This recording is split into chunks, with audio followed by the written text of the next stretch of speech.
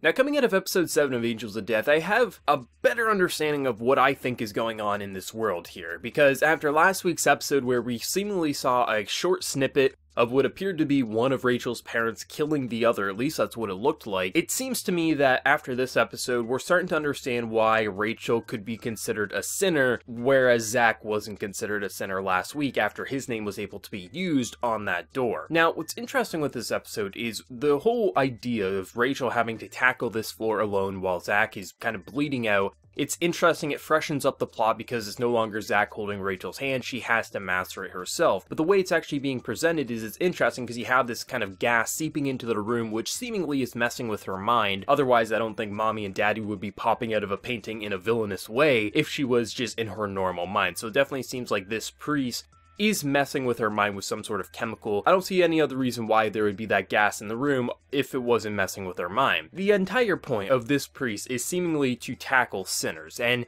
he's completely ignoring Zach, only going for Rachel. The fact that Rachel's name wasn't used in the door, she said she's a sinner, it just leads me to believe that Zach isn't considered, a sinner in this area because he's honest about his serial killing ways, whereas Rachel is covering up her past. And after this episode, I think the whole idea of her religion, the whole idea of her,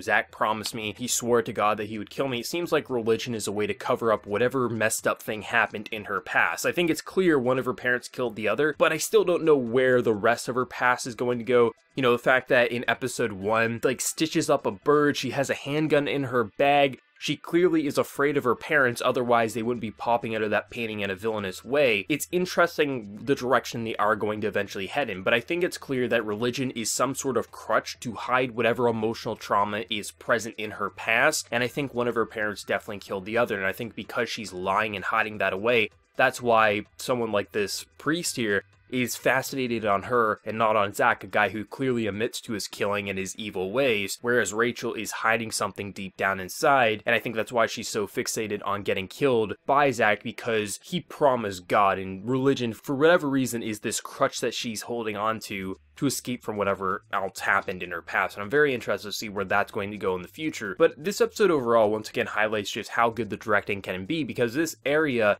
the way they were shifting around perspectives and the way they were shattering Rachel's mind, I really like the idea of this gas kind of seeping in, and at one moment you're just looking at a normal room, then the next it's this very kind of psychedelic room that you don't know exactly what's going on, why people are popping out of paintings, why everything's happening, but it clearly, to me, imitated that it was going inside her head and showing her her deepest and darkest demons that are kind of locked down inside. And I liked how it was shifting around with the perspective. I liked the idea of the priest, the whole idea that he doesn't actually seem as villainous as some of the others, more like he just wants the most evil and twisted people in his sight so he can force them to tackle their sins. I think that's the idea of his character, but maybe he will go completely crazy like a Kathy down the line. But I do like how he ignores someone like Zach and just goes to Rachel, because clearly Rachel's the one that has the most demons inside because she's not admitting to them, and that's pretty damn exciting. I think it's just important, the fact that this is going to be such a longer show than your traditional one core, is that you do freshen up the plot off and on. The idea of having